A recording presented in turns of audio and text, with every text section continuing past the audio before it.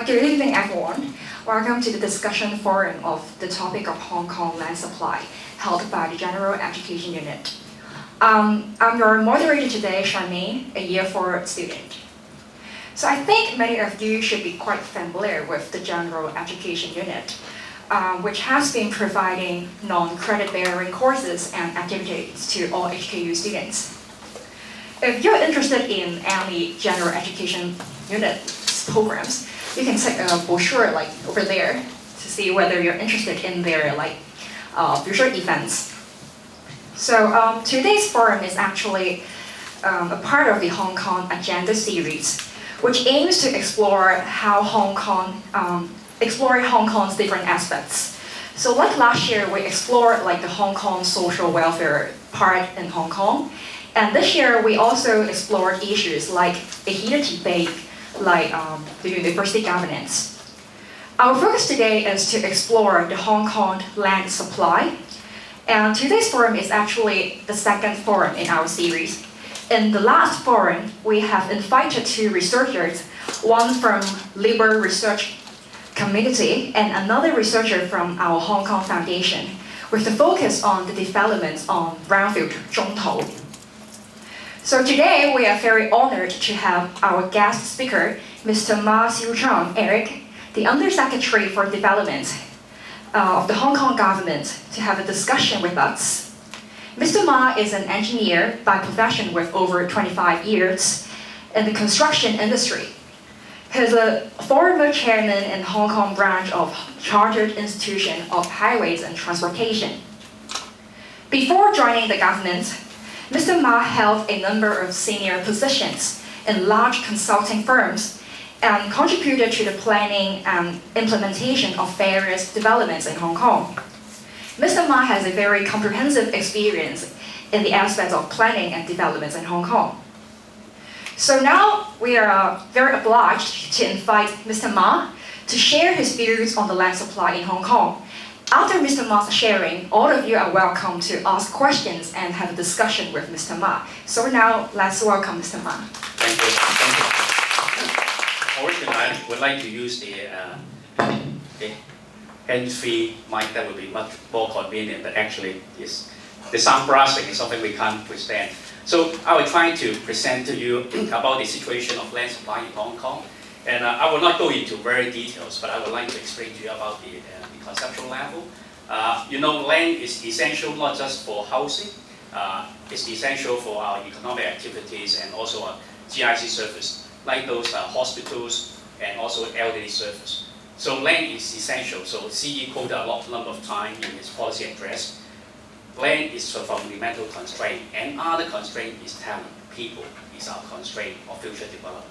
So our Development Bureau is responsible for the land use planning, the long-term planning on those land uses, and also for the land disposal and building construction. So these are under the mandate of our Development Bureau.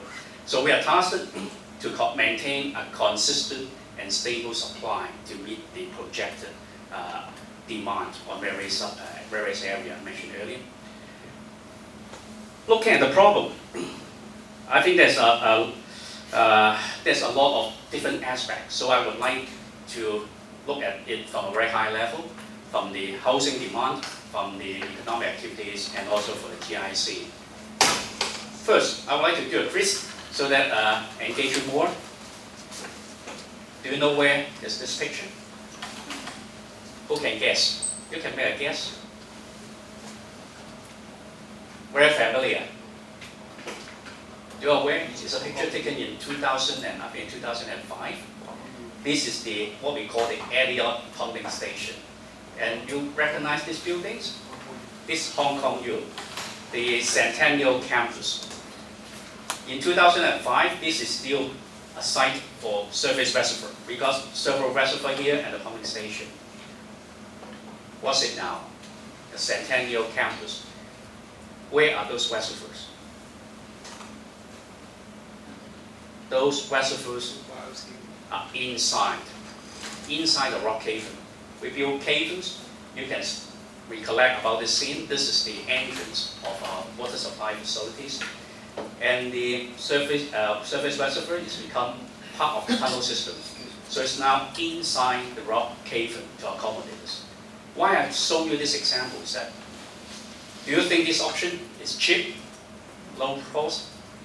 No, it's very expensive. But Hong Kong, because we are subjected to a very high constraint, different constraints, in particular on land. So we need to explore options that are expensive. And that provide the campus, Centennial Campus for us.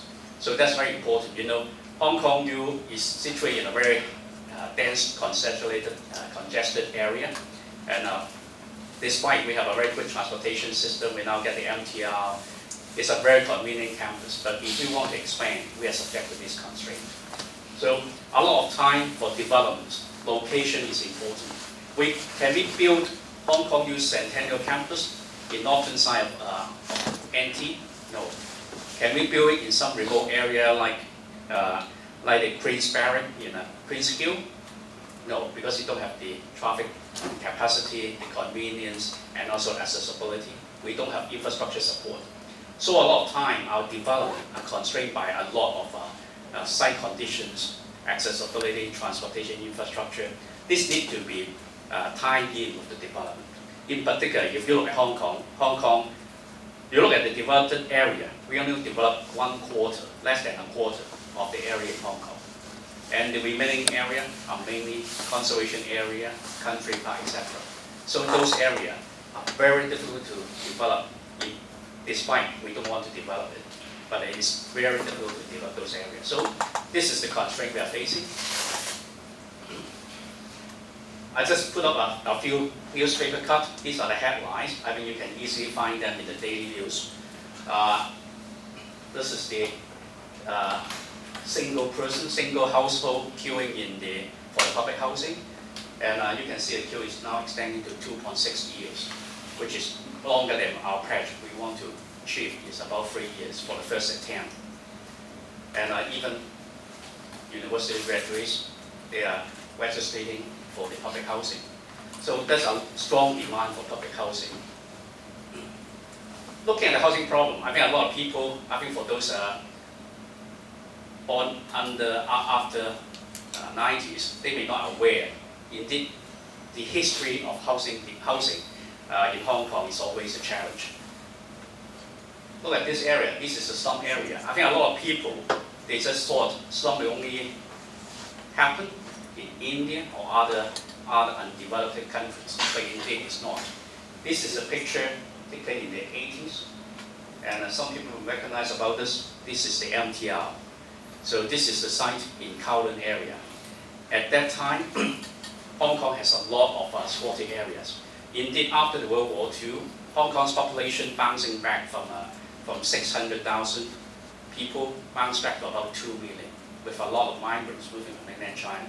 So you can imagine, most of us in here or in Hong Kong, one way or another, we are moving from other parts to Hong Kong. So that's one of the major people living in Hong Kong, or citizens coming from. So at that time, we got squatter area everywhere, and this situation has been last for a long time. Do you see these squatter areas in urban area? Who has experience about these squatters in Hong Kong area? Indeed, if you remember or recall my memory, at the time I graduated some 30 years ago. I graduated in '86, and at that time I worked in some of the projects that are called SIP, Squatters Improvement Program. You may thought those squatters are in New Territory, but indeed it's not. It's in North Point and South Taiwan. So even in the 80s, we got thousands of squatters area in the Hong Kong Island. So at that time, I remember they have some statistic. In the 80s, we roughly got about 0.7 million of people living in squatters area. So these are the situation. Those squatter areas, they are situated in government land, but because we don't have enough accommodation to accommodate all these people, so at that time the government allow policies that they can build these squatter areas at vacant site or in urban fringe or even in remote area in new territories as what we call the temporary squatters area. So they are licensed in a survey. You remember maybe you can encounter it in a lot of news report about the survey in 84. So that's the years. We carry out a survey and register all these temporary squatters and give them a registration.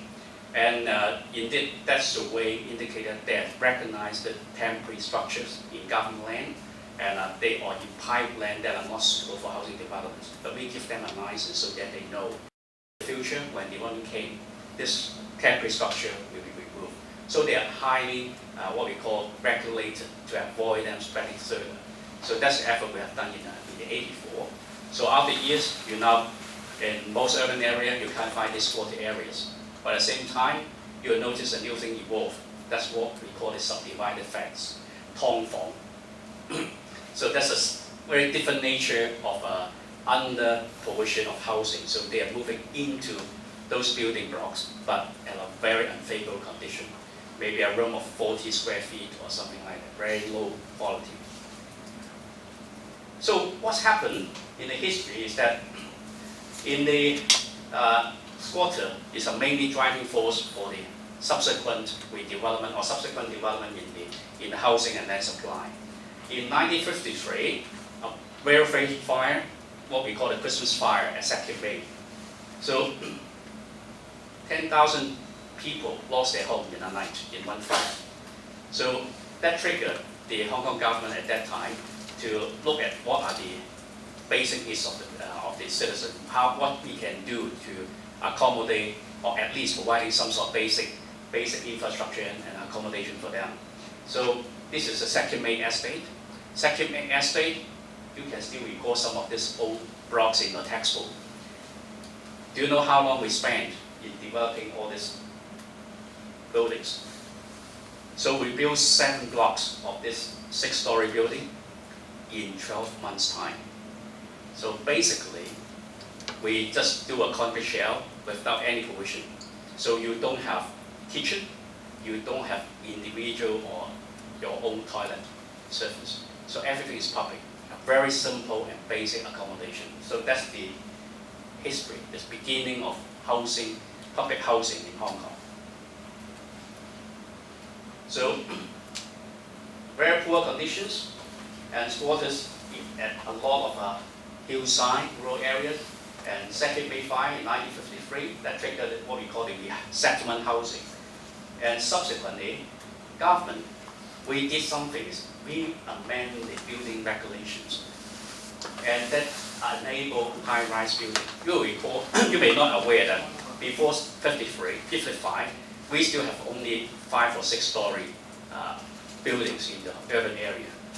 Our building regulation control them very rigorously. After 55, what we relaxed is that we just control about the building, what we call a sunlight, daylight penetration. So you'll notice a lot of times we control is the sunlight projection, not affecting the roads. So you'll notice some building, older buildings in Sam Sui Po or in Jordan, you'll notice they're stepping back at the top, like a pyramid. Do you recall those buildings? Some sort of buildings that taper, set back at the top and become smaller and smaller. That's because they need to step back the upper floors to provide the daylight penetration. And what's happening is that it's a concrete jungle. All those buildings are putting one behind another and become a block, a slab block, blocking the whole facade in the urban area. And after that, later in the years, we changed the control. But these are one of those major changes. And you notice that change the cityscape of Hong Kong. And also that have an inherent problem on our redevelopment. Because at that time, we only control about the daylight projection. We don't control the floor area. So those buildings are built into a very congested environment. They can have portways, so some can be as high as 15 or even 18. So if you walk around Jordan area, you'll notice a lot of buildings like that. They have very congested and that affect the future redevelopment. That's why you'll notice those buildings are very difficult for redevelopment. And also one important milestone in our housing redevelopment or land supply is about the 10-year housing program. The government launched the 10-year housing program. And where can we get those land? We, at the same time, or more or less at the same time, we launched the new town developments. So in Hong Kong, we have developed 3 generations of new towns. what we call the first generation new towns are Tsuen Wan, Sha Tin, and Tsuen Wan. I think a lot of people don't realize Tsuen Wan and Sha Tin are new towns, but they are the first generation of new town. Even up to now, you can see developments in Sha Tin and also in Tsuen Wan. They're still ongoing. So recognize the length of development, which is a very lengthy process. We need to develop in stages. The second generation are Tai Po, Fanning, and Yuen Long. The character of second generation new town is that we expand further into a new territory, and there are existing village developments. We try to integrate the existing villages or village into the new town development. So you'll notice Tai Po get the Tai Po Rural Township, Fanning and Siu-cheung got the Siu-cheung Hui, and Yuen Long itself is an old new town. So we try to integrate those major villages in the new territory area and become part of the new towns.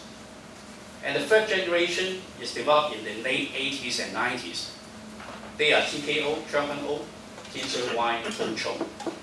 This new town, the character is they are residential driven. They are single purpose, trying to meet the strong demand for housing. So you'll notice TKO, a lot of people complain about the density. Similarly, for Tin Shui Wai, they complain about the density. Tung Chung it's much scaled back. Originally, it's a new town for 200,000 people. By the end, even up to now, it's only 90,000. So it's a scaled back development. So totally, all these new towns accommodate 3.5 million people, and we anticipate by the end of 2018, we can accommodate about 3.5 million people, roughly about half the population in Hong Kong. So you can see the role of major developments of the new towns. Who can tell me when is the last new town in Hong Kong? Which one is the last new town and when it was started to occupy? Who can remember which new town is the latest one or the youngest one? Tung Chung. Which year they start occupation? 1997, because that's coincide with the airport. So that's the last new town. So you can see since then we have no more new towns. So the last new town is 97. Up to now is 18 years. We don't have another new towns. Some development may be bigger in scale, but they're still relatively small compared with new towns. Like the Kai Tak developments, the old Kai Tak airport, Anderson Roads. These are some of the minor or the smaller scales developments. So between this time, between Tung Chung and up to now, where are our land? You know, that's our source. In the old days, they are the major source of land development.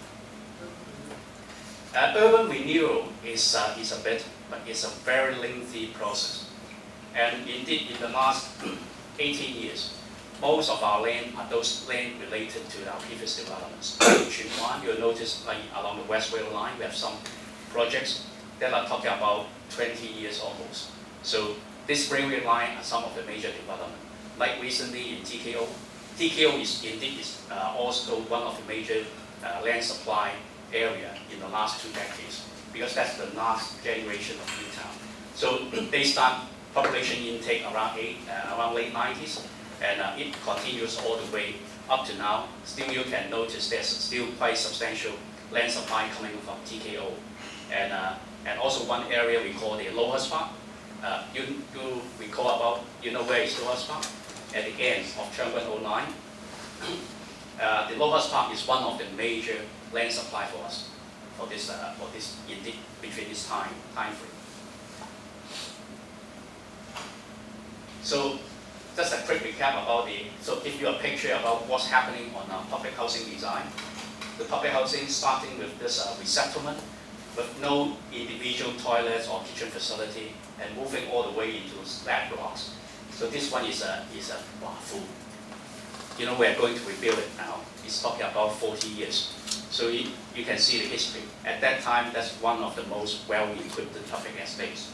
And move on to what we call trident blocks, Harmony, New Crucified, and latest is non-standard block. So we need to utilize different techniques to tackle the site problem now. because a lot of sites are subject to a lot of constraints. In the old days, you will remember our sites are pretty big in size, so we can adopt the standard housing design. But now, with the site constraints, we need to have a noise setback, we have some sort of different environmental constraints, and our design is becoming non-standard. Each one needs to be made or tailored to suit the site constraints. And a lot of people will also look at the quality of the accommodation we provide. In the old days, it's just basic concrete shell, bare concrete shell with nothing inside. Up to now, a lot of people saying that our public estate, the standard, even up to now, is better than some of the private housing. They are more spacious, they have more green space, and the environmental factor will be much more fully addressed. So this is the development on the quality of housing. At the same time, private, we have a lot of large housing estates like the Meifu, Taipei Sing, Guangpu. Look at their history. Those sites in the old days, like this one is Taipei Sing, before they developed, it's called the Taipei Dongyang. So at the old days, these are what we call is some sort of industrial land. Because of the booming of what we call middle class, we get growing in size of the middle class, so we develop those areas and become Taipei Sing today. So the change of public housing program indeed is at the same time is we can see that people are moving up. What we call a social ladder, they can move up from the low income group, living in squatters, moving into rental housing. They have better accommodation. They can reduce the expenditure on the expensive housing, private housing. They can move into public housing. They only need to pay a much lower much rental fee level, and they can accumulate their wealth, putting those money into education and other improvements. So you can see progressively, then they can move into private housing.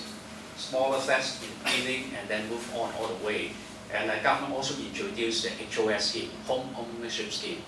So that gives them a middle ladder. Instead of going straight into the private housing, more expensive private housing, they can buy some of the government housing at a lower level of rate. So these are the changes in the housing. And these are the housing program. You can see all these 9 dots representing the various new towns. One thing important is that you can notice a lot of our new towns. Sorry, let me go back a bit. Our new town is that most of them are located around the sea. Why? Because in the old days, reclamation is the major measure that we use to achieve the land supply. Like Sa-Tin, the Singwood River, indeed, in the old days, that's part of the total harbour. Zhangguan-O is indeed what we call Zhang Bay. Why we call it Zhang Bay? Because at the old day, it's a bay for demolishing those Zhangyaks. So that's why we call it Zhang Bay. And Tunmun, indeed is an old bay area for a fishing village, and we move those fishing village into public rental housing. So a lot of places you can see, and even Tinshui Wai is a reclamation. In the old days, it's a fish ponds. The whole area indeed is a fish ponds. It's below water level. So reclamation is a major driving force or the major source of supply in the old days. Now we look at we got the history about the housing program. We look at some of the changes in our latest situation. A lot of people argue that we don't need so many housing now. The situation has improved quite a lot. This figure is about the population. This part is the actual number. So basically, we're talking about every 10 years, we will increase our population by 1 million. That's historical figures. Nowadays, the increase has slowed down. We are roughly talking about is 500,000 every decade. And our population will peak based on the current situation, based on what we call without any intervention. So i.e. based on the natural growth and the current situation, we project by the year 2044, around that time frame, we will reach the peak of 8.22 million. But look at the time, from here, 2014 to 2043, we still have to meet additional population about 1 million. So still a challenge. Are these the major driving factors? What other factors are affecting our housing demand? We look at another one. It's about the household structure. So maybe you can see this housing structure before, but look at it. This is 1981. This represents the household size. In 1981, our dominant household size is 5 people or above. Do you still recall? I think for your generation, you got a very small family, but for those like us and some of the gentlemen here, you remember at our old days, normally in our family, we have got 3 or 4 brothers or sisters. My wife's family got 7. It's quite common at those times. So you can see family household size larger than 5 constitute more than 35%. So that means every one family out of 3, they will have more than 5 people at home. So this is very dominant in 1981. What we call a 1P household, only a few, only 15%. This is 1991. You can feel the difference. It's changing. The 5P and above is dropping. The 2P, 3P are increasing. This is 2001. You can see household having 5 or above is dropping very rapidly. This is what we projected for 2019 and 2024. So the household size are reducing. What it means, what are the implications? The implication is that even the same unit, in the old days, it can accommodate 5 or 6 persons. But now, those housing units can only accommodate 2, 3. Why? Because look at our friends and families. You'll notice there's a lot of single parents and a lot of divorced. So, and also a lot of the widows are those old widows.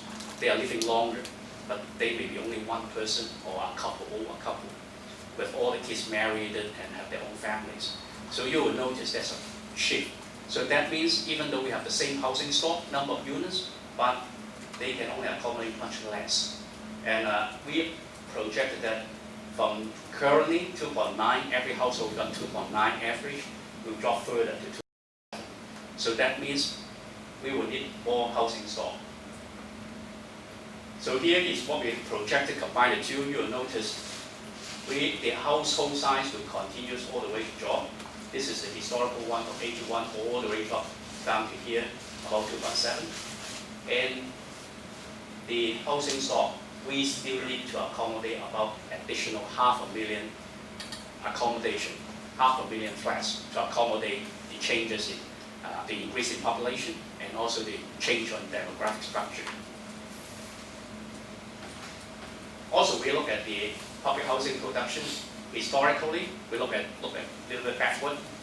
You'll notice our public rental housing, the production rate changed quite drastically. That's because the public sentiment in the early decade, last decade, there's a strong sentiment. You remember SARS, at the time of SARS in 2003, the sentiment is quite bad. Most people think Hong Kong won't have future. So they will not, I think they have reduced their appetite for having a family or having children. So at that time, our birth rate dropped drastically. And also at that time, marriage also a challenge. The economic situation is bad.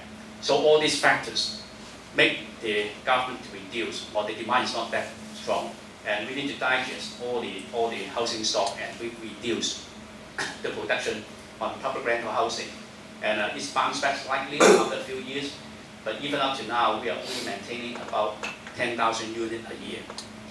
And so, which is not high historically.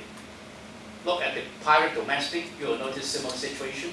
The production peaked in 1999, and then all the way dropped to 2009, only about 7,000 units. So these are all the response to the sentiment in the community, and that's why you will notice our private residential units are maintaining a very historical low level. And in 2014, it's bouncing back because the community has changed. The economy is booming, more birth to the children, so the fertility rate is increasing, and everyone is more optimistic, and they have a more strong demand for housing. So in response to that, we need to build more private housing. And here is also a price. You will notice the price is going up all the way, and the rental level is going up, but not as quick as the price index. That means the people are speculating in the future is good, so they buy more more private residential blocks. And these are the vacancy rates dropping all the way. That means all the units are occupied. So that means indeed you can see there's a strong demand in all fronts. So that's why the current Trevor government, we spend a lot of effort in rectifying about this imbalance between demand and supply. Long-term housing strategies, in response to that, we carry out some sort of long-term forecast. We are not planning for just next year because the housing problem is a protracted process. You can't do it, you can't increase the housing supply this year and then next year you get the result, no way. The building process is a very lengthy process. Normally for private housing, we need about 3 years. For public housing, the building process needs about 4 years. The planning process needs another 3 years. So we need 7 years. So even I act now, we can only see the result in about 7 years' time. So that's why land supply and public housing, we need to have to hold a long-term view, and we need to act now and for the future. So we carry out a long-term 10 years housing demand forecast. Look at the various factors. The net increase in household displaced by redevelopments. Some people mention about redevelopment. Yes, that's part of the things we need to tackle because we got an aging housing stock. You will notice our household increased so rapidly in the last few decades, they have becoming aging. Very soon, we need to replace them, or we need to rehabilitate them or maintain them. These are huge demands. In adequate housing, I mentioned earlier, like subdivided flats, we have a lot of subdivided flats. Currently, some people estimate we got about 70,000 people living in those subdivided flats, which is undesirable. We are just moving those slums from the open slum into subdivided flats. So we need to provide adequate accommodation to accommodate those people. Other factors that's like I mentioned earlier, the replacement of the aging the housing stock, we need to do something. So currently, the latest, also this forecast we carry out every year, which is not a cast in stone number. So we do the adjustment and all the mathematics once a year. So every year towards the end, we announce the latest situation. So last December, we announced about the forecast for the 10 years from year 16 all the way to 25 to 26. The targets that we want to achieve is 460,000 housing units. And we still maintain the public to private of 60-40. This is based on the demand and the needs. And this includes 280,000 public units that include rental and also HOS. Private side, we have a target of 180,000 private units. So this transfer into every year, we are talking about 18,000 every year. So this year, we have, I think we have confidence we can exceed this target. We are expecting we can have, or we have sold the land adequate to provide 19,000 to 20,000, that range. So that will exceed the target by about 5 to 10%. But that's very important because historically we are under-delivered because of the shortage of land supply. Indeed, one of my old story I always want to tell to the student is that I still remember our Secretary for Development. He went to LegCo in 2012. And at that time, we briefed the LegCo member about our housing situation. And one of the LegCo members said, I will wait to see next year how you come back to us because I can foresee you only have land for about 6 to 7 months. You won't have enough land to meet all this housing target. So you can see the Hong Kong situation is quite acute. At that time, indeed, basically, you look at government's land, we don't have much residential land. And in the last 2 years, we've done a lot of different measures, so I'll explain later. We use a multiple approach to increase the land supply for housing, both private and public. Land demand on economic activities. I just quickly step through this one. You can see the vacancy rate is dropping all the way for the economic activities. This is for commercial. You can see it's dropping all the way, and that what it means or translates that we got a strong demand on those commercial. Our economy is going up, and there's a strong demand on this commercial side, which, like accommodation for MNC, multinational corporates, they like to have quarters in Hong Kong. That will provide employment opportunities. And at the same time, some of the startups, they need to have a floor space, office space, for them to have their offices, reserve facilities. So this is an area we continue working on. So you can see we now focus on what we call the East Kowloon. You will notice what we call the East Kowloon development that covers Kowloon Bay, Kwun Tong area. We try to encourage more commercial development in those areas. We use some of the vacant land and we develop it, and we'll move out some of the government activities to other areas, like in new territories. Those facilities that are not sensitive to location, we try to move them out from the urban area and make room for the development of office and other much needed economic activities. Industrial, similar situation. I want to give you another perspective, look at the problem from another perspective. It's about aging population, how it affects us. This is the 2014 situation. You can see this is the age. These are age groups. You can see different bars. The one on the blue are those for male, and purple are for females. You can see a drop. What's our color? Purple. These are domestic helpers. So that helps us for meeting the labor shortage in the household. Most of them are female, so you can't see those blue in this side. And why I put a box in here? This is the box for the what we call the baby boomers. So those who are born in the 50s and 80s, like myself. Why I put it here? You can see they're biggest in terms of trunk or share. They are the biggest group. And currently, you can look at our structures that these are the younger generation. You can see the birth rate of the fertility rate is very low. It's much lower than the baby boomers.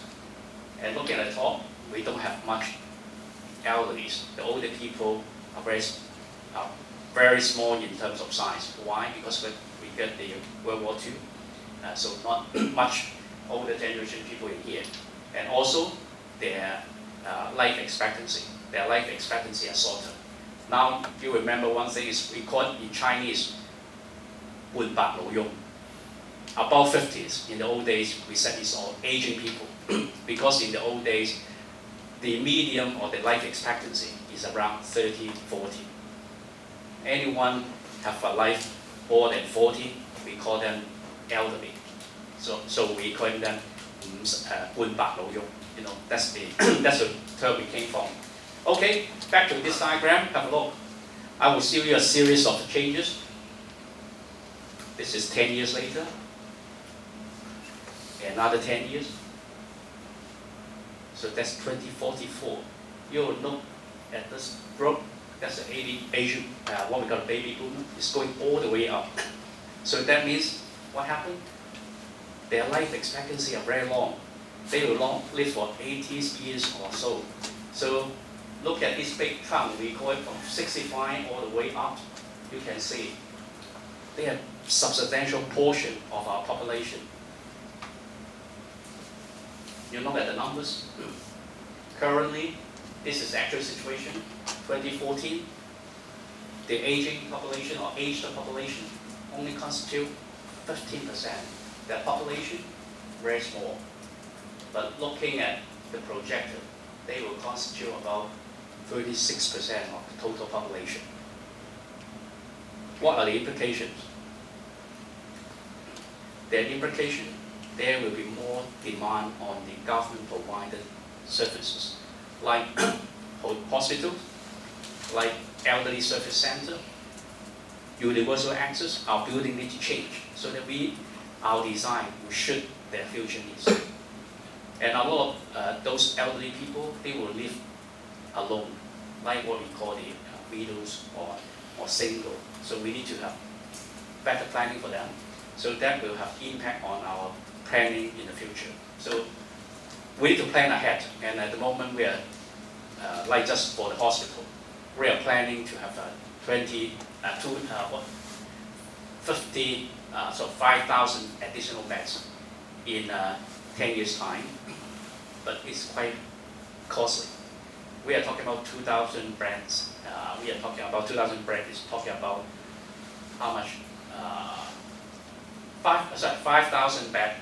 The target in providing that 5,000 beds, that's roughly about 1/6 of our total hospital capacity.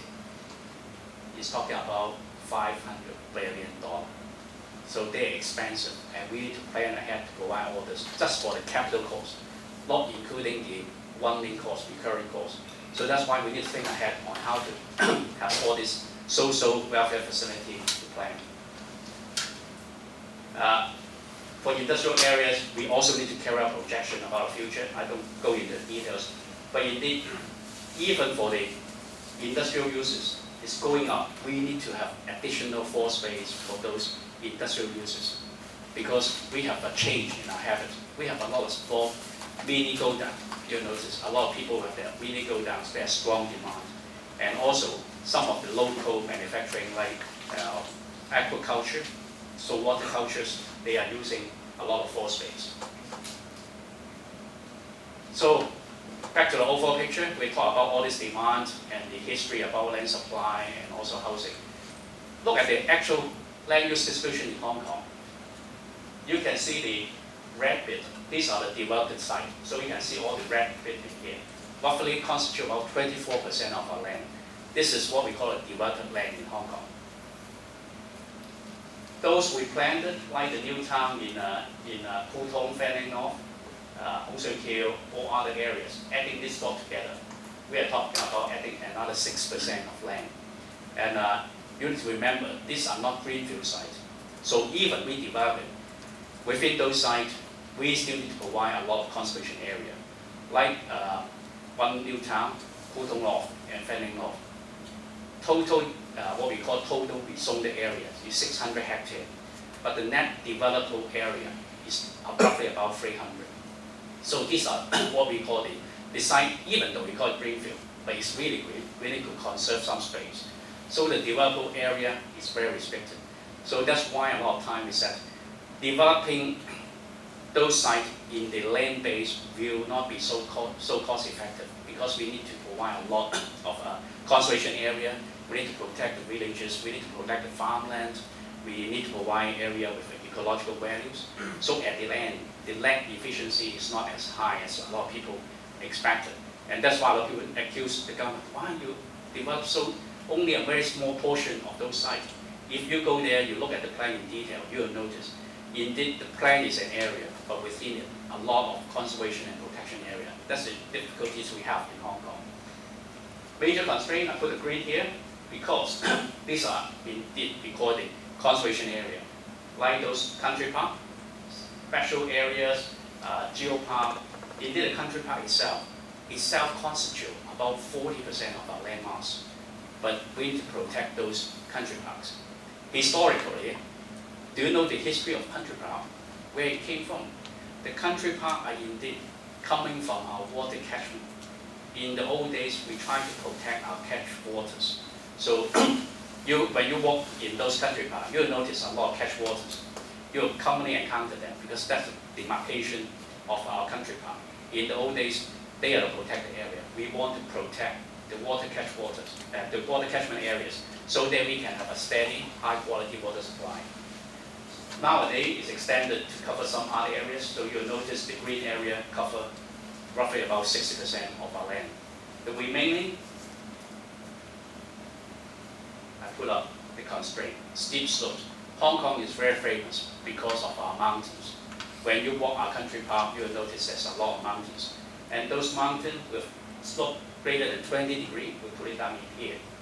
So you can see all those overlays. The remaining undeveloped areas are those yellow spots. Those yellow stores are very small in scale, and so you can see that in the future development that will be a major challenge. So these are roughly about the constraints, and looking at other one I mentioned earlier, the major land supply in the old days are reclamation area. So this is a historical diagram, let you know about roughly how much land has been provided in the history. Each bar represents the amount of land that we claimed in every 5 years. You can see in 85, 89, we reclaimed more than 600 hectares of land. Roughly, in the last two decades, every 5 years, we have 600 hectares of land reclaimed from the sea. But what happened? I told you before, the last new town is Leung. So after 97, Leung is almost completed. We don't have much reclamation. What are these two bars? These two bars are mainly from the penny space development, i.e. the land for Disney infrastructure, not for residential development. These are mainly for the Disneyland. And some area, some minor reclamation in TKO, but not major in scale. So you can see the land supply indeed was cleared off by 1999. After that, we have no more major supply from the reclamation. These are because of the protection of Harbour ordinance. That's an ordinance we passed it before the changeover of sovereignty. And so in 1997, they have a very rough ordinance passed at that time that have a presumption against reclamation. So from that point onward, we need to look at all these reclamation in details, based on assumption that we will not proceed with reclamation unless we have no other alternative. So that put the pressure on government trying to redevelop all those land-based new towns first. So we are now working on those land-based. But at the end, as I mentioned earlier, we almost cover most of the areas. Further development on land-based will be very challenged, like resumption. You'll notice a lot of people voicing out, why you clear my land? And indeed, they hasn't mentioned about that. They are situating in government. They are in squatters, temporary squatters areas. They are not the landowner. They don't have the right of building residential dwellings in those areas. But they live there for special reason or historical reason at that time. So you will recall about all this resistance. And also some of the people said about brownfield. Why don't you clear the brownfield? The brownfield indeed is still in active operation. They provide a lot of support to our economic activities. Like if you go to ask for some guys doing all those fashion stores, where are the places they store all their stocks? They are indeed in new territories. A lot of those storage are in new territories. Where you get your car repair, a lot of lower income group, they need to rely on those brownfield for their car repair. So a lot of industrial uses, we are looking at it, we are doing a very detailed assessment and also detailed planning on how to redevelop those brownfield sites. We have 2 projects covering about 300 hectares of brownfield. That's roughly equate about 20 to 30% of the brownfield site in Hong Kong. But the process is not that easy. We already receive a lot of resistance. We need to plan ahead, and also we need to look at whether we are able to accommodate some of the operation in multi-story buildings. So we try to at least support those basic economic activities that's still vital and essential for our community. That's not an easy process, but we need to do it. We are not afraid of tackling those brownfield sites, but we must plan ahead and how to handle it in a smooth manner. Land development, I mentioned earlier, is a very lengthy process. This is what we call the flow chart, starting from preliminary study all the way into actually the building complete. We are talking about 11 to 14 years. So that's why we need to start from now, and we need to act on that now, and to make our next generation having enough land for the developments or for the future advancement. This is a summary about what the government done in the past few years. We use a multi-pronged approach. We use different methods. Some of the methods are only able to meet our short-term demands, like land use review.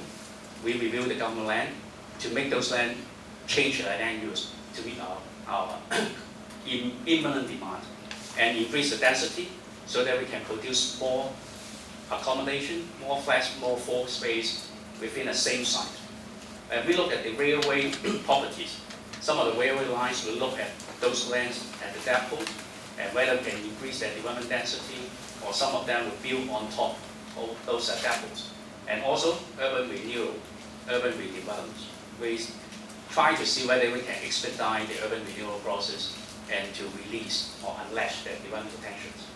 So those new towns, they are big, they will have big impacts, but you can see they will not be able to complete in a short time frame. So even we are talking about Siu-cheung new town or Leung new town, we are talking about first population intake 23 or 24. So still another few years. It's a very lengthy process. And for those future, we need at the same time looking at future, what will be our future or next generation requirements.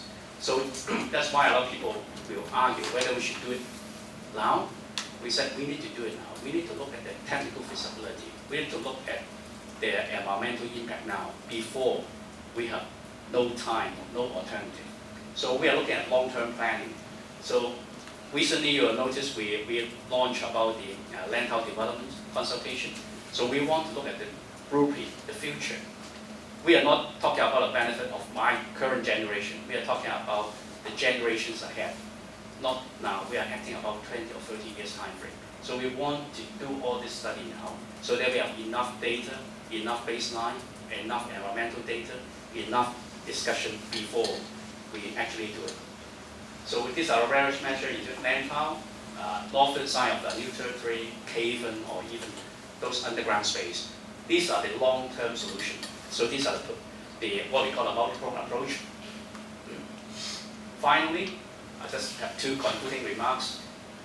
Land supply will remain very tight in the short to medium terms. So we need to, the community as a whole, have us to make some difficult choice, and we need to have some trade-off on the environment. And even Hong Kong's population will slow down, but we still need to plan for capacity of the generation ahead. Not just the current generation, but the future generation to be coming. Finally, show you a few beautiful pictures. Who knows about this area, Double Haven? That's our backyard in Sai Kung area. Currently, our Hong Kong major development areas is mainly confined around the Victoria Harbour and the new towns, which is constitute about 24%. And the remaining area, roughly about 60% of this beautiful landscape we have preserved. If you compare with other sites in the world, like Singapore, our conservation area is much bigger than theirs. We are based on a very compact urban development model that enable us to develop high-rise building, efficient public transport system, not so reliable, not reliable, but dependent on the car for public transport. So it's a much more environmental, sustainable, friendly. My quote, this is the world famous conservation area. Our side, this is our side. Don't misunderstand or misinterpret this place. This is not Hong Kong. This is Siu-cheung. You will notice around the Bay Area, Hong Kong is much greener. We preserve our Ramsar site. That's a world famous wetland conservation area. And you can see the number of birds and deep species diversity are increasing. High Island Reservoir. In the old days, we developed this reservoir in the 90s, in the 70s, not 90s, sorry, 70s. At that time, we have no knowledge about what we would call the environmental impact or conservation or ecology. But at that time, we do it with our diligence or respect to the environment. Now you can see this area. It's a major conservation area. Everyone who went to there, who go to there will enjoy the scenic view and the good environment. Victoria Harbour, I think during the development process, we are not that cautious at that time about protecting our harbour. So Victoria Harbour at one time is a very smelly harbour with all the sewage from the 3 million population on both sides of the harbour discharged directly into Victoria Harbour. And we spent about 20 years in cleaning it up. Nowadays, you can see the coarse harbour swimming is coming back. And in the future, or in the near future, we hope the cross harbour swimming is not just confined to the eastern side of the harbour, but back to the central harbour. So we hope in 1 or 2 years' time, we can see swimming in the harbour is possible again. So that's the work we are doing. Even though in the development process we may have 1 or 2 wrong steps, but we hope in the future we can get all this changing back. Our mission is that we can build a sustainable community for everyone to enjoy. So that's the end of my presentation, and your question will be highly welcome.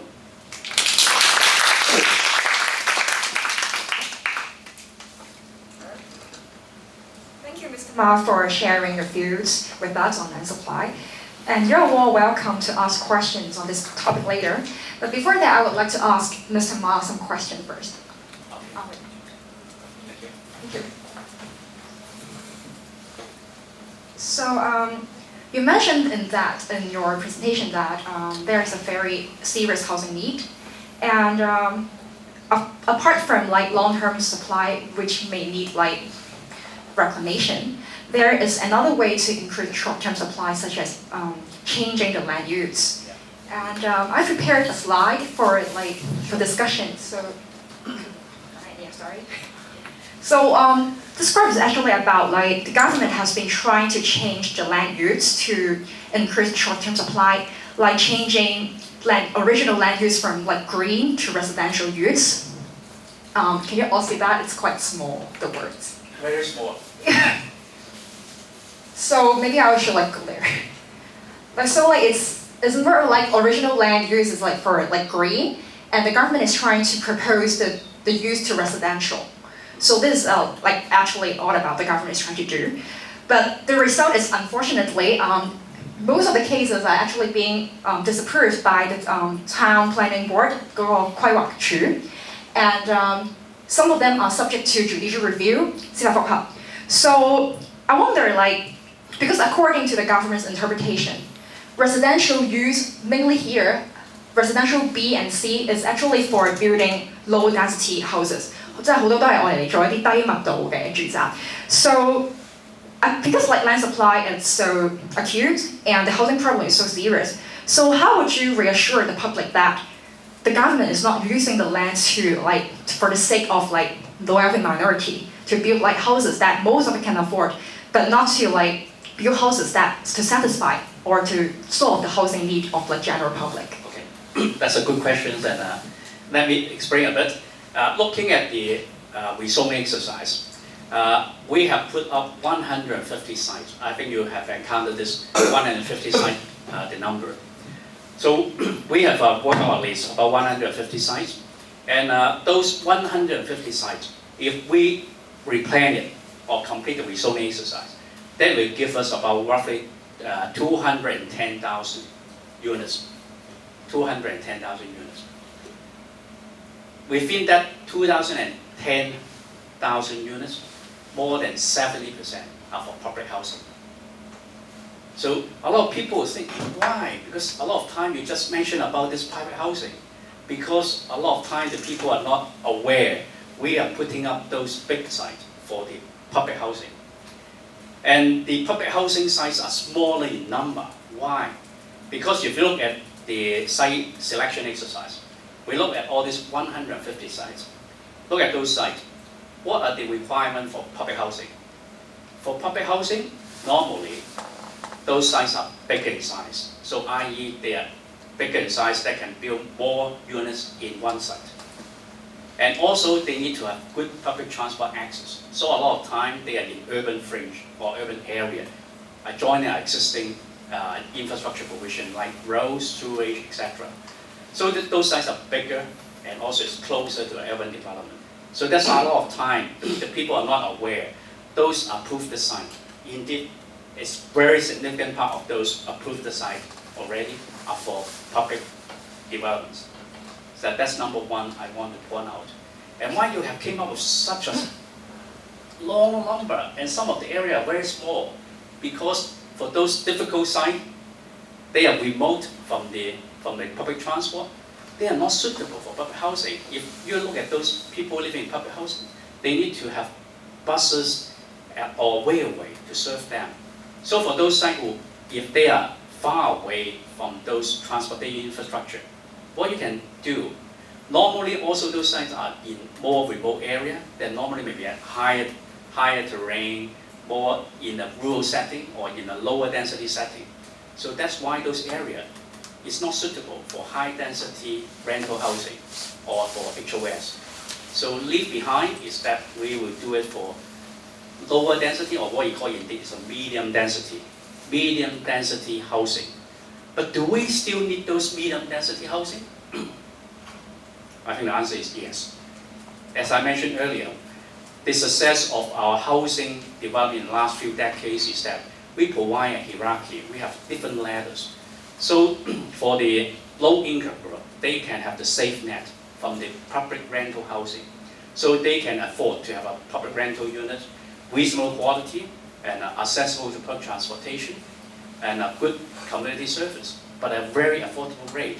And if you ask some of your friends living in public rental housing, they are still talking about $1,000, $2,000 per month.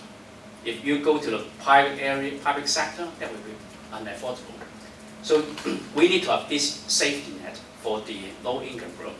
And for those who have who can get this money saving to invest on the education of kids, so they can move up from the social ladder, from the lower income group, the middle income group, and if they work hard, they can go to the high income group. So are they treasures to provide the opportunity for them to buy the medium density private housing for them? I think so. I think fair to say not everyone can buy those, can have the income that meet the HOS requirement. A lot of people working hard, they will go beyond the safe net from the rental housing and the home ownership scheme. So that's why we still need to provide the medium density housing for them. Like some of the sites you mentioned here, like the Leung station, which is a site to the railway station. We are going to develop 1,800 units. The size, 500 square feet average. Are those sites good for the middle class people? Yes. We can give up those sites, but I think we need to give those sites back to the middle class. I think we need to have support to all these different classes, different people. We need to have meet their needs. So that's our purpose. Why we need to have a 60-40. So in our long-term housing target, we are talking 60% for public housing, 40% for private housing.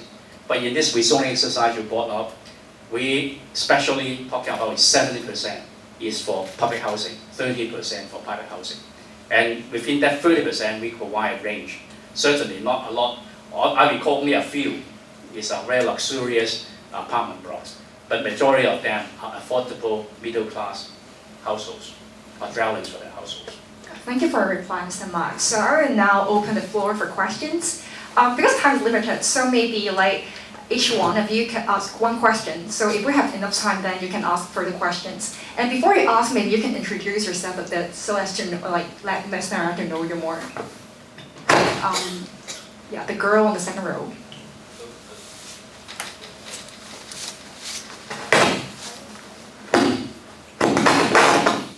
Sound process. You can use my mic. That mic is not working well.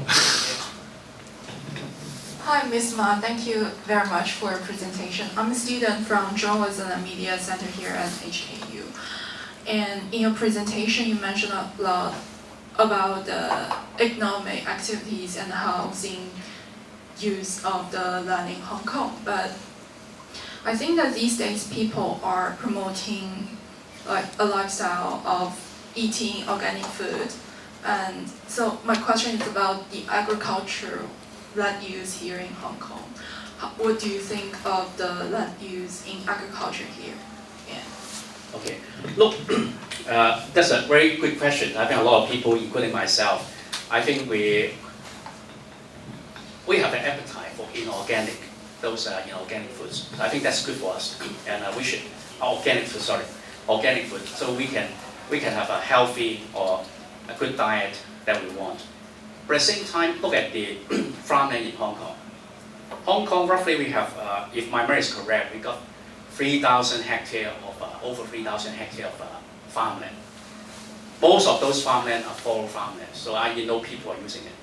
They are not active farmland. Only a very small portion are active farmland. If you ask me, or you ask a farmer, why he don't continue to farm those land, what do you expect? They are old. You know, for those farmers, normally their age is talking about 60 or 70. They are old because indeed I came across with a lot of my friends. They are coming from farming families in the 70s and 80s. They came from the farmer's family. They said they are aging. They are old. In the old days, they got about 6 or 7 kids in their family. But if you look at those kids, where are they? They now move to the urban area.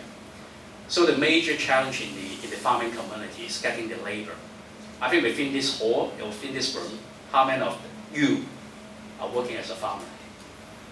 Or even a young, if you ask your friend, if you got 100 friends, how many of them will decide to be a farmer? Or even devote himself to organic farming? I think we're less than one. That's the challenge we have. Because I think Hong Kong, we have a lot of farmland is unused at the moment or underutilized. But if we want to develop those farmland, the first challenge is about the labor supply. Whether our younger generation are committed to farming, or whether we can have import labor for farming, that's another challenge. And that's the problem. Whether we are talking about encouraging or not, most important is whether the people are willing to work outdoor, and whether they are physically fit, that's another problem. If you look at our recent, one of the articles talking about our immigration department, correctional service department, they want to recruit enough immigration assistants. You know the major challenge? Not academic results. It's about their physical fitness. Only 3 out of 10 can meet the essential or basic physical fitness for immigration assistance. So that's the challenge about our kids, our younger generation. They're not physically fit. And so if you ask them to work on farms, I think they need have this very strong demand. And also their lifestyle, wake up at 5. Indeed, my driver indeed is coming from a farming families. He need to wake up at 5 and water the plant before he can go to schools. But now, when he grew up, the first decision he made, leave the family and move to the urban area. So that's the real problem. So indeed, we are now doing is that we know there's a demand, and some of the people, not a majority, I don't think they can utilize the 3,000 something hectare of land for farming. But some of the area, we want to provide more basic facility to encourage those, even they are minority group. We want to give them the opportunity, like providing water supply, like providing good access roads, so that they can at least to do some of this kind of organic farming or high value farming to tally with the community aspiration. But if you are talking about large scale farming, I think we are just talking about the ideology. And it's very hard for us to achieve that unless our younger generation are willing to change, or the trend in the younger generation are changed. I see there's a trend changing now. Yeah.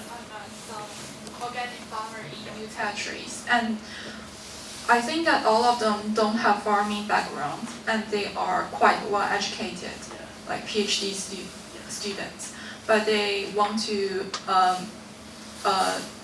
highlighting such cautions here in Hong Kong, saying that we need to have sustainable farming here in Hong Kong, and we should sustain our own food supply here. And I see that there's a trend, more and more people are joining their community to do such things. I can agree with your point about sustainable agriculture, but I can't agree with the point is that self-sustaining. Because if you look at the average consumption of 7 million people our environmental footprint is huge. So that means if we want to base on our own produce or land productions to meet our needs, we need about, I think, 20 or 30 times the Hong Kong area, just purely for agriculture. So that's a reality. So they can provide part of our food chain, but not self-sustaining in terms of agriculture. Otherwise, you can see mainland China is big, but we are still talking about roughly, we can only meet our own needs. Our service is very minimal, even for such a big country. So Hong Kong as a city, I think the ideology of self-sustaining is talking about unreachable. I can honestly comment on that. It's not impossible at all. But we can achieve a certain percentage, but not self-sustaining in food production. Thank you for your question. It's very interesting, and I think we should think about it. And indeed, the government last year, we also launched a new agricultural policy. We find some of the area is not, the challenge of agriculture is that some of the areas are indeed a lack of infrastructure. So that's why we are now identifying areas that have high agricultural value, and we are also make use of maybe possibly by public money in acquiring those land and also providing infrastructure support for those areas and encourage them to develop some sort of high value agricultural product that are needed in the community. But we can't do it on a large scale because land resumption is very expensive. So we need to compromise, that's the public administration, we need to compromise about the policy and the public interest. So I hope you understand about this. Thank you. The second question? Yes, Herman Chan, Hong Kong U graduate and ex-Hong Kong U staff. Mr. Marco, you go back to slide number 19. I remember seeing this figure 2 years ago when we had a closed door sharing with Chen Mao about the problems of getting land supply. Yeah. My question is the supply side of housing units projection. My question is, did you do any sensitivity analysis to these numbers in the total supply of units? If yes, could you disclose, if you could, the optimistic and the least expected number and the most possible number?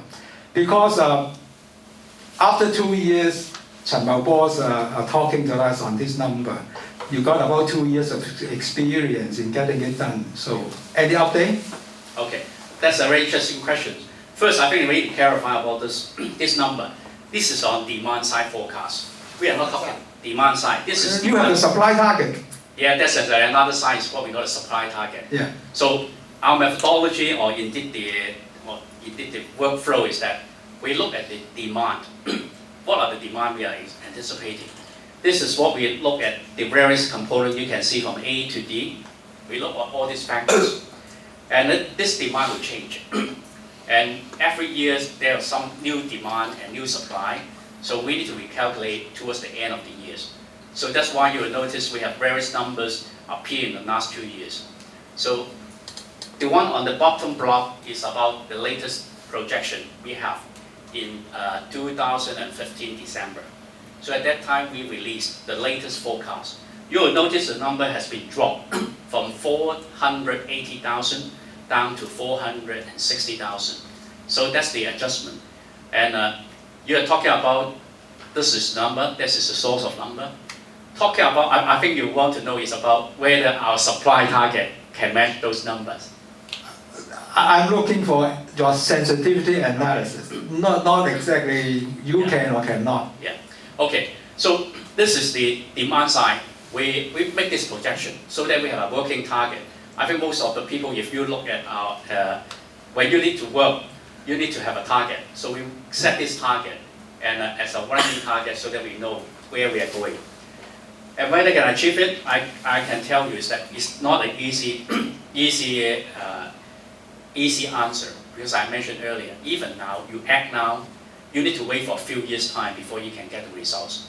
Like the rezoning exercise, we have started in 2012, and we can only get the result in this year or more steadily. And regarding our sensitivities, I think this year we will meet above the target by slightly. We will overachieve in this year's target. And for next year on the private sector, we are confident that we can achieve the target because we now get most of those sites listed in next year's potential sites is secure, except some of the JR. Because JR is another challenge. I can talk with you about the JR because that's interesting. The one who want to see the JR is not the citizens, but the developers. You know, the developer want to see the JR because the JR would delay the land supply. Who will benefit from the JR? Are the citizens here sitting in this room? They want to have a residential production as early as possible so they can have chance to buy it. Who will be benefit from this JR? The JR will be benefit by the developers because that will delay the land supply. And for those who waste about this JR, I'm not sure what they want to do. They want to have their own political agenda. Apart from that, if they see the need of the public, of most of the people in Hong Kong, they will know what we are now doing is not for our own benefit, it's for the community. That's my belief, okay? And so for next 2 years, I think for the rezoning exercise, we can see the result. And we will be very stable and steady achieving that target. And on the public side, it's more challenging because the public side, we are talking about increasing the public housing production quite a lot. As I showed you earlier, in the lowest year, we only have about 7,000 units. But in order to achieve that 280,000 units per year, every year we need to have 28,000, which is roughly about 4 times the production or capacity or delivery capacity of the housing department. So that means we are stepping up the effort. And our current generation of a housing estate, when you compare with the 90s and 80s in the last century, they are much smaller, even though they are still big compared with our private development site. But compared with old days, like those in Tin Shui Wai, you know, in Tin Shui Wai, one site can have 10 or 20 housing blocks easily. But now, even one single tower in one housing estate. If you have time to go to Kowloon City, you'll notice we got one residential tower as one single estate.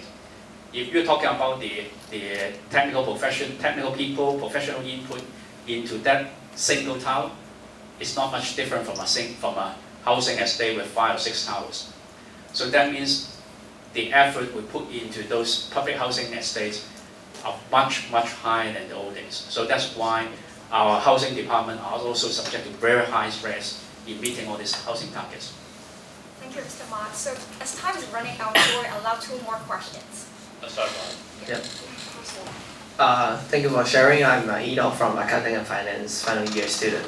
So what I'm studying is totally irrelevant for these things. But what I ask is everyone is relevant. Yeah, It's about your future. So it's about I guess Hong Kong people or maybe government scare of youngsters. We are more radical. Definitely people. not. But we want Hong Kong to be developed, and we can see the scarcity of land. But the point is how the government actually pursue the project or pursue the building of the housing, and who are the actual beneficiaries of this. And I just want to comment on a not recent but years ago event in Yunnan, the Wangzhou Gongyip.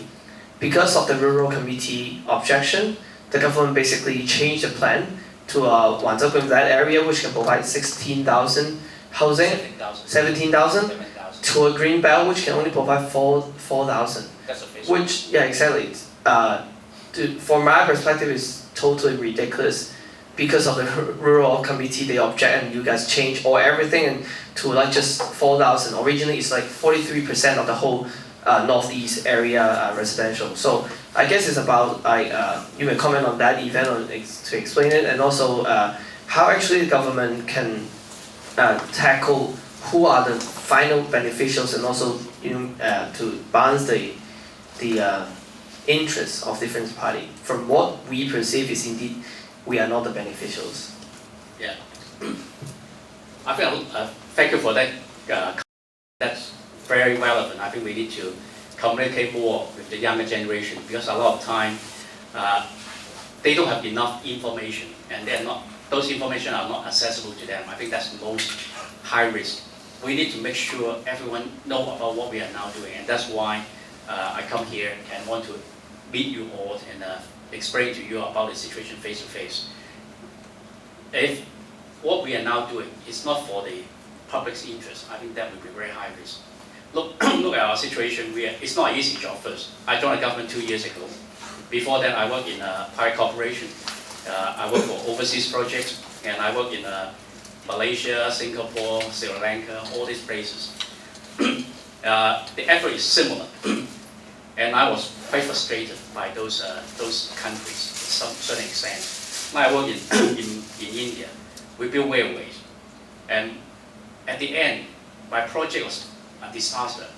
It's not because of we as a consultant not doing our work, but because of the local culture and the government. We built a railway line in Chennai and also in Kolkata. At the end, we can see series of viaducts, but not joining one another. So we see, if you get time, you look at those railway viaducts in those countries. They are building up blocks and blocks. Every one of them are missing, are not linking with others because of the political climate. Everyone is playing around all this political game. They have a lot of good question and good challenge. At the end, billions of dollars are spent, and they don't get the transportation they deserve. So that's why I feel so frustrated. The people putting the effort in, they want to see the result. Like myself, I want to spend time on those public projects. I want to see the result. And I want the people to visualize how much we put into those projects. And I want the people count on those numbers, looking at the facts and the data. Like I mentioned earlier, if you can spend a bit of time reviewing about those sites, we have completed the rezoning, and count the numbers of units produced for at least for the public housing. Whether we are talking about rental or home ownership scheme, HOS, it's not important because these are for the lower group of people, the first tier, or what we call the first fundamental tier, that support the whole community. Look at those numbers, and then you can ask yourself whether people living in this site will be benefited. I think that's the fundamental question. If I count those numbers myself, they are talking about 70%. Up to now, we complete about, I think we completed about 50,000 flats, and about over 35,000. Those units, or those sites with the units, are for the public rental housing. So I convinced myself I'm doing the right things. But for the younger generation, I've heard a lot of times that they, like yourself, I think you are university graduates, most likely by the time you graduate and get a job, you will fail to meet the mean test or the asset test. So that's why you will feel frustrated, isn't it? I think a lot of younger generation, they feel frustrated because they think the housing price is too high. They are hopeless. They are unable to get all those luxurious apartments, even a small apartment of 200 square feet costing you about 4 million. I just applied the housing in Qingyi and also Shanghai. The HOS, what we call the homelessness scheme. 300, that is no way I can get it within the market. So the number is so high. So what we are now doing, are we pushing up the price, or we are trying to lower the price? You can see the work. We're trying to provide more supply to turn the balance so that the supply can be increased. And in the long-term future, we can see there is a downward trend. And in the last 3 years, we are persistently increasing the land supply. And that's why I talk about this JR. I raise about this JR. Who will benefit from this JR? If you are middle-class people, you want to see the JR. So more JR, that means our land supply for private units will be slowed down, if not totally blocked, but slowed down, and the supply is reduced. So that means if currently they got stocks in their developments, if they got land, if they got units unsold, they will be benefited. So who will accuse us for what we are now doing? I think it's the developer. So you need to look at the reality now is after 3 years, you can see the housing price is finally going down. That's in line with the increase in housing supply. So this year, we're expecting we will get about 18,000 units completed. That's the highest in the last 10 years. So we are doing the work, but it won't happen in one day, one night. A lot of people are fighting back, and we are facing huge uphill battle, like this JR I mentioned. They can easily, if you're trying to sell a site and they just submit a JR and pay $1,000 in the court, then they can stop wholesale land sales. Who will be benefit? So I just want you to look at the facts in a rational manner and a subjective manner. Thank you. We may allow like one last question, but keep it short. Thank you. Hello. I'd like to clarify with you that I do know quite a few of young farmers actually, so the number must be more than one. The reason that they cannot, out of my friends, they cannot engage fully into the farming industry because they are being disencouraged by the people that they think they have no financial contribution. So basically, they receive no support from the government, and it's rather than because they can't wake up at 5 p.m. to water the plant, or because they don't have the physical ability. So if you're so concerned about the land development because of the aging problem, so what do you think about Leung then? Now, I think we separate the two things. One is talking about the younger farmers. So that's why you noticed last year we launched about this new agricultural policy. We're trying to identify those areas that are suitable for farming, and at the end, the government may decide to acquire some of the land and rent it to those real farmers. So that's the thing we are now planning, and we have a consultation last year, and it's well supported. We hope we can develop high-end product for those farmings. So that's the thing we are now doing. I'm not saying that 100%, no younger generation of farmer, but indeed, if you look at the farmer population, the younger generation constitute a very small portion. I won't argue with you about the exact figures, but maybe you can have a look. You can look at the numbers. There are some younger generation. I know there's some people are passionate about farming, but we want to provide the support and help them. As you mentioned, they are difficult to find good, high-quality agricultural farmland at a reasonable price and affordable price. So that's why we are looking at this area. We hope we can get an area, agro park, that can provide the agricultural area for this younger generation who are interested, who are keen in developing farming as their lifelong career. That's number one. Talking about the housing, it's a complicated issue. We have about 900 hectares of land that are designated for villages, for rezone. We look at those rezones, where are they located? If you look at those close to the urban areas, you'll notice they are densely populated. There are a lot of them already built. You look at their plot ratio, it's not low. A lot of people say they are only 3-story in height. But if you count the number, 3-story, 700 square feet, all the way up, plot ratio is 3. So that means the net ratio is 3. Adding the roads and others, roughly about 1.8 to 2. That's roughly about the development ratio, which is not far away from our medium-scale developments. So that's number one. They are providing accommodation. That's number one. And second, for those undeveloped, normally they are far away, like in Siu-cheung area. Do you have road access? Do you have infrastructure to sustain or those land for high-density development? No. So how about those people saying that why you give all this land for the villages? This is a historical problem. We can talk about it. We can review about it. We can change it. But what are the time? Can we do it in a few years' time to meet our housing shortage? No. I think you're a legal student. You're a law student. You will know. You will know our legal system is that if we want to get all these changes and legislation, you are talking about how many years? 5, 10, 15, 20. These are the reality we need to face. We are talking about a long legal battle before we can actually change the land. And second, those land are not suitable for high density urban development as I mentioned earlier. So these are the background. I'm not sure, I'm not saying that in the future we won't change. But for the time being, I can tell you is that those things is not a way to help us to solve the imminent problems in front of us. So I just want to explain to you about the situation.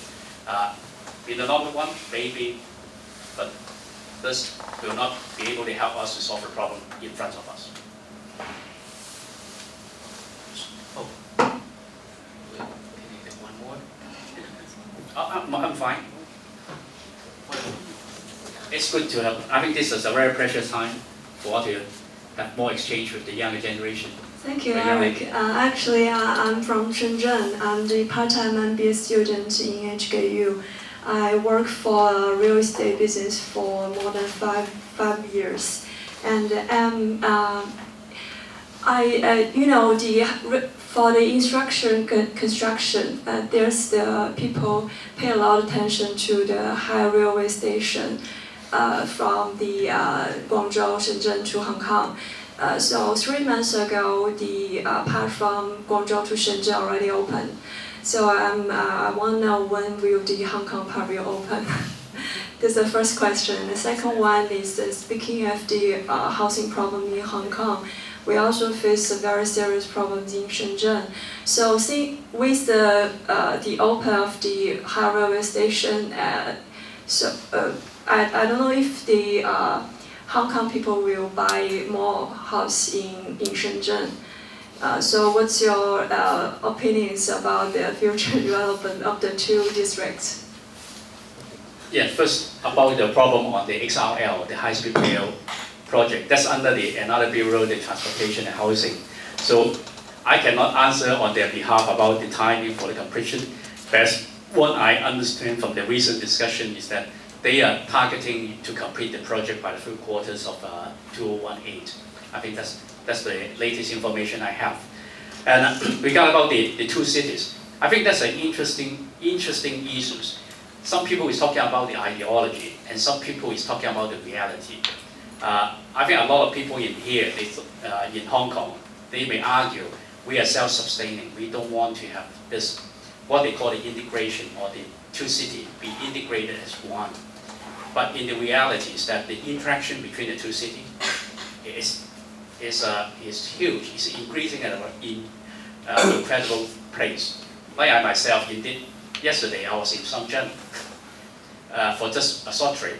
So this is the reality. There's a lot of interaction, and even some people go to Siu-cheung to buy some of their daily needs or some of their needs. So the two places, the interaction between the two places are increasing. So that's things we can't deny. And also the interaction between the two places, the exchange of people is increasing. In the old days we said only the Hong Kong people go, the men, Hong Kong male population go to mainland China and marry with the females in mainland China. But now if you look at the marriage figures, it's increasing even for the Hong Kong female lady or the girls to marry mainland Chinese, the men. That's changing. It's the two-way communication.